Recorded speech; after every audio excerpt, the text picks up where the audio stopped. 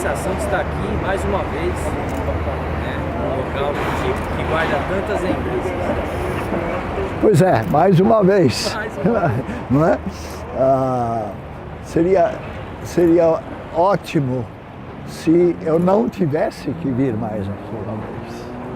Não é? Em que a memória do Raul Soares estivesse tão arraigada, principalmente na cidade de Santos, que a necessidade de eu estar aqui não seja tão grande quanto ainda é, porque infelizmente eu sou um dos poucos sobreviventes do Raul Soares.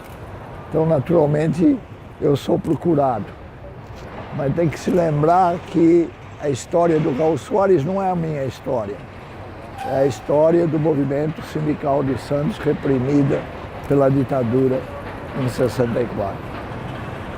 Doutor, queria que você falasse um pouco,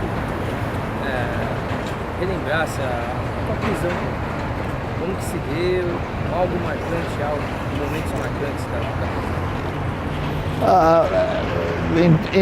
Em resumo, porque é uma longa história e vocês não querem uma longa história, eu fui preso no meu laboratório na Faculdade de Medicina, onde eu era docente, fui levado ao DOPS.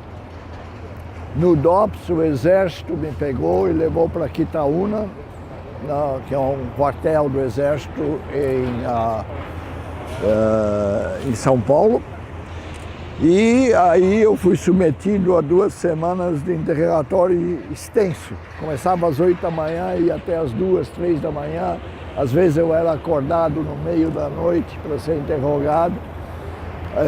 E naturalmente eu estava completamente incomunicável. E como toda ditadura, o que eles queriam realmente eram nomes. Eles sabiam o que eu tinha feito, eu era um ativista político, não fazia segredo disso, portanto não tinha nada que eles não sabiam sobre mim. Não é?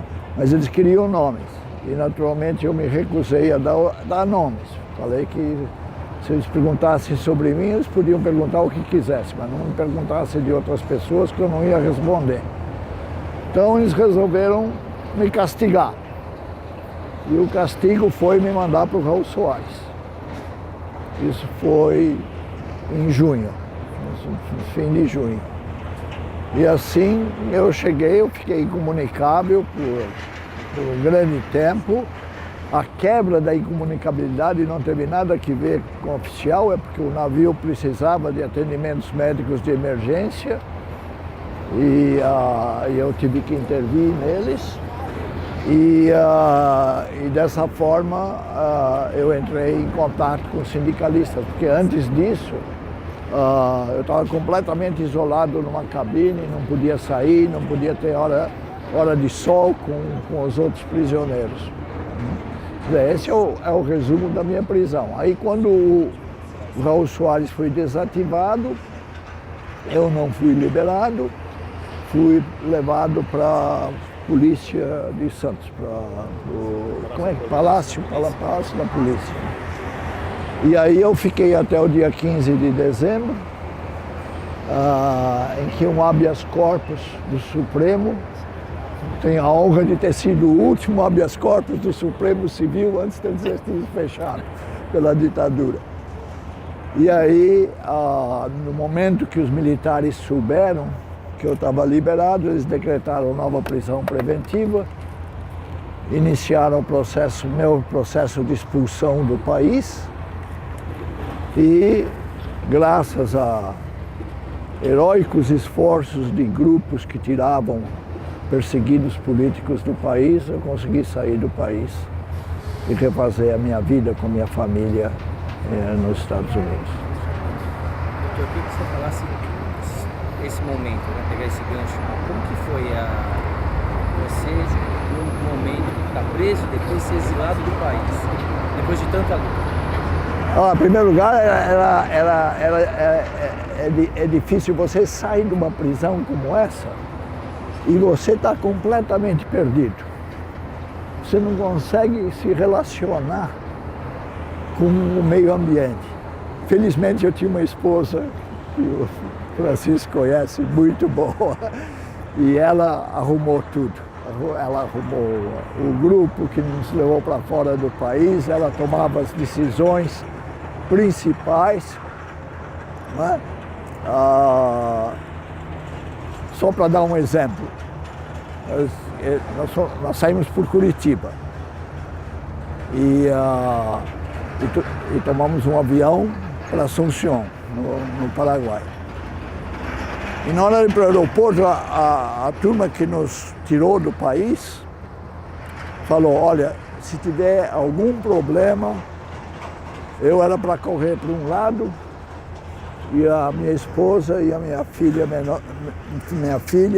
para o outro lado e depois a gente vê o que faz. Acontece que chegou um cara do DOPS no momento que eu ia tomar o avião de Curitiba. E a minha esposa falou, eu não conseguia fazer decisão. E a minha esposa falou, é coincidência. Ou eles estão aqui para ver a gente sair, mas não nos vão prender de novo. E de fato ela tinha razão. Quer dizer, então quando você sai, você está perdido, vamos dizer, praticamente perdido. Todavia, aos poucos, se recupera. Nos Estados Unidos, por uma série de coincidências, eu arrumei um emprego imediatamente, uma semana depois que eu cheguei, comecei minha carreira profissional novamente. Infelizmente, ela foi bem sucedida, então assim foi. Pode fazer. O senhor deve guardar, além de todo esse período, alguma mágoa, algum ressentimento, porque o senhor hoje é um cidadão americano e não é um cidadão brasileiro. O senhor tinha uma cidadania, tinha um pedido de cidadania que até hoje não foi resolvido. Não, olha, para dizer a verdade, não tenho ressentimento nenhum do povo brasileiro. O povo brasileiro foi vítima, não foi, não acionou a ação. Isso precisa ser entendido. Primeiro, em todos os sentidos, não só no sentido dos sindicalistas, né, meus colegas de faculdade, todos eles se comportaram muito bem. Como eu disse, não é um problema de patriotismo, de nacionalismo, você é onde você cresceu. Eu cresci em São Paulo, os primeiros 29 anos da minha vida foram em São Paulo. Então, obviamente, para mim, foi uma perda importante. Não é? Eu preferiria ter desenvolvido minha vida aqui no Brasil. Isso não tem nem dúvida. Mas não foi assim. Não é?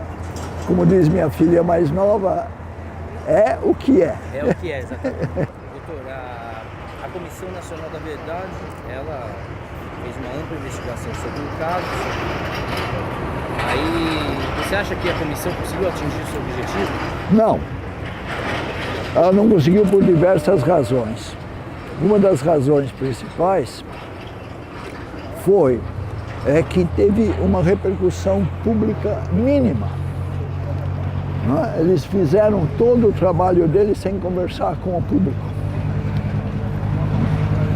Então, sem o impulso de clarificar, de esclarecer, a situação para o público, não houve força por parte da comissão, por melhor que tenha sido a sua intenção, de fazer as coisas que foram necessárias, como eu já falei, de investigar em profundidade qual foi a linha de comando que, por exemplo, criou o Raul Soares, quais foram as torturas, qual foi o destino dos torturados, isso tem que ser explicado para o povo. Eu fui entrevistado por 3 horas pela Comissão Nacional de Verdade. Saíram 2 sentenças no relatório. Por quê? Não é que precisava fazer tudo que eu falei, mas precisava divulgar. Agora, grande parte do relatório da Comissão de Verdade está numa gaveta.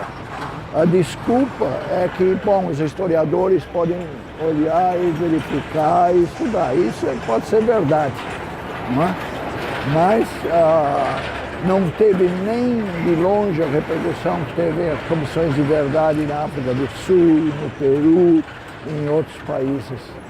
em que a Onde ditadura a investigação foi muito mais... e o detalhada, público a saber. claro. Tá, né? Bom, vou fazer a última, tá?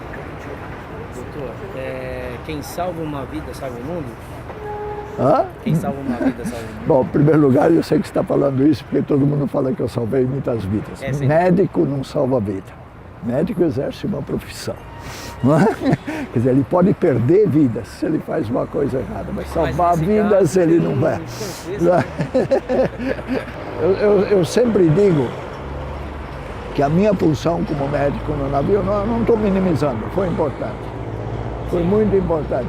Mas menos sobre o ponto de vista prático do exercício da medicina, como a consequência de poder fazer a vida um pouco mais confortável para os que estavam doentes lá e, principalmente, convencer o capitão do navio de remover o doente do navio para a Santa Casa de Santos. Essa foi a minha maior função. E eu também digo e repito diversas vezes que, sob o ponto de vista de saúde, as mulheres que faziam a vigília tiveram mais importância do que eu, porque a turma tinha tanto medo das mulheres que acontecesse alguma coisa para os seus maridos ou para os seus namorados, que eles tratavam, eles não exageravam as torturas, vamos dizer assim. Você se lembra do seu primeiro atendimento, né, doutor? Lembro, claro. Foi uma tentativa de suicídio. Foi uma tentativa de suicídio. Os casos mais difíceis de tratar eram os casos psíquicos, né? Muito mais difíceis que os... Essa era uma tentativa de suicídio em que o prisioneiro cortou os pulsos e realmente o capitão do navio tinha medo que um paciente morresse no navio. E como não tinha nada, eles vieram me buscar para atender o paciente. Eles estavam com metralhadora, eles eram muito agressivos, né, nesse sentido. Principalmente a turma dos oficiais da Marinha mais baixo. Não tanto da Polícia Marítima, mas como os oficiais da Marinha mais baixo, são muito agressivos. Então eu tinha suturas e agulha na enfermaria, felizmente, e eu suturei, felizmente também, não tinha pego uma artéria, só veias. Ele perdeu bastante sangue, mas não estava em perigo imediato de morrer lá. Aí eu falei para eles, ele precisa sair do navio. Eu não me responsabilizo mais. Né? Então esse foi o meu primeiro atendimento. O senhor soube depois que essa pessoa sobreviveu? Não, eu não soube nada, absolutamente Sabia nem o nada. nome dele? Nem sabia o nome dele. Tudo bem. Agora é a hora